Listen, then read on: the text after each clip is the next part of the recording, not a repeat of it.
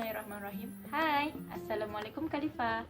Hari ini kita akan belajar tentang najis dan pembahagian najis.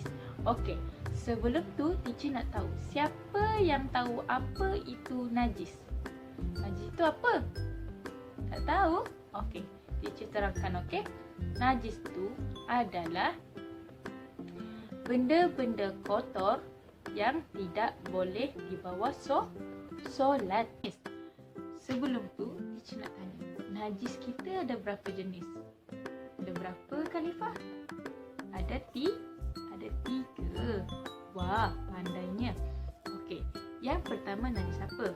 Najis apa, Khalifah? Najis mukhaffafah. Najis mukhaffafah. Okey, yang kedua adalah najis mutawassitah. Ikut teacher, Khalifah. Najis mutawassitah.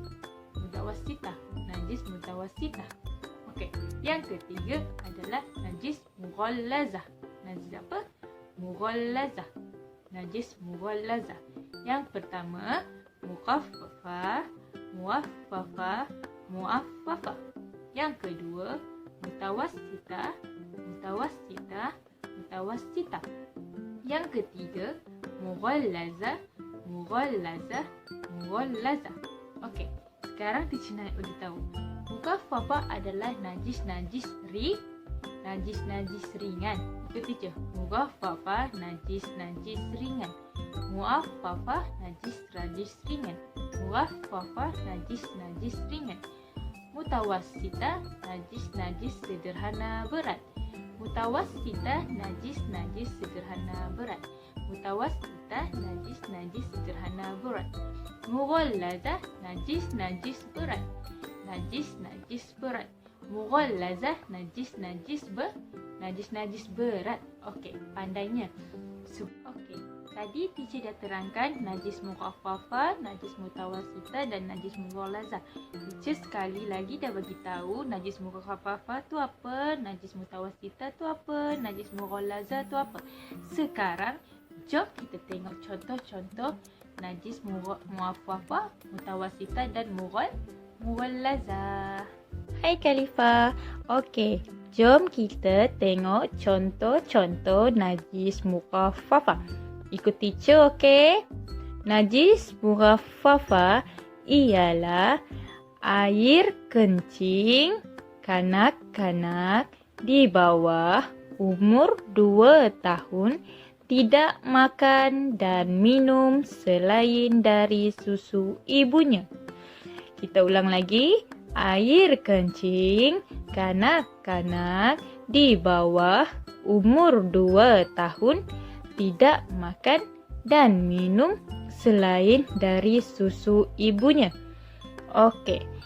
Yang dimaksudkan dengan air kencing kanak-kanak di bawah umur 2 tahun tidak makan dan minum selain dari susu ibunya ialah baby kita, adik-adik kita yang di bawah umur 2 tahun yang tak makan lagi, tak minum lagi selain susu ibu. Itu adalah najis muaffafah. Okey.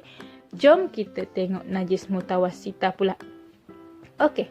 Najis mutawassitah adalah sesuatu yang keluar dari kubul dan dubur. Sesuatu yang keluar dari kubul dan dubur. Maksudnya dekat sini adalah bila kita berak dan kencing, itu adalah najis mutawassitah. Najis mutawassitah tu najis apa? Najis mutawassitah itu adalah najis sederhana berat. Yang kedua adalah darah. Yang kedua adalah darah. Yang ketiga adalah nanah. Yang ketiga adalah nanah dan yang ketiga adalah nanah. Yang keempat adalah cecair yang memabukkan. Cecair yang memabukkan ni apa, teacher? Cecair yang memabukkan ni adalah contohnya adalah arak, minuman yang memabukkan. Yang ke 1, 2, 3, 4, 5 adalah bangkai. Bangkai itu apa? Bangkai. Contohnya bangkai haiwan yang dah mati. Yang ke-6 adalah tulang. Bangkai dan tulang ni lebih kurang sama. Tulang pun adalah najis mutawassita. Yang ke-7 adalah air susu dan bulu dari haiwan yang haram dimakan. Contoh dia, haiwan apa yang kita tak boleh makan? Haiwan apa? Kucing. Lagi apa? Lembu. Lembu kan kita boleh makan. Kita kan boleh makan daging lembu. Selain kucing lagi apa? Kerbau. Lah, kerbau kan kita boleh makan. Yang kita tak boleh makan lagi apa? Kucing, singa, harimau. Itu adalah haiwan yang haram dimakan. Okey. Seterusnya adalah najis mughallaza. Najis mughallaza ni adalah najis berat sangat. Contoh dia adalah anjing. Yang kedua adalah babi yang dikenali sebagai khinzir. Babi ataupun khinzir. Yang ketiga, barang-barang yang diperbuat daripada anjing dan khinzir. Contoh barang-barang yang diperbuat daripada anjing dan khinzir adalah beg tangan yang diperbuat daripada bulu anjing. Boleh ke kita pakai? Tak boleh. Yang diperbuat daripada kulit babi. Boleh ke kita pakai? Tak boleh. Itu adalah najis mughallaza.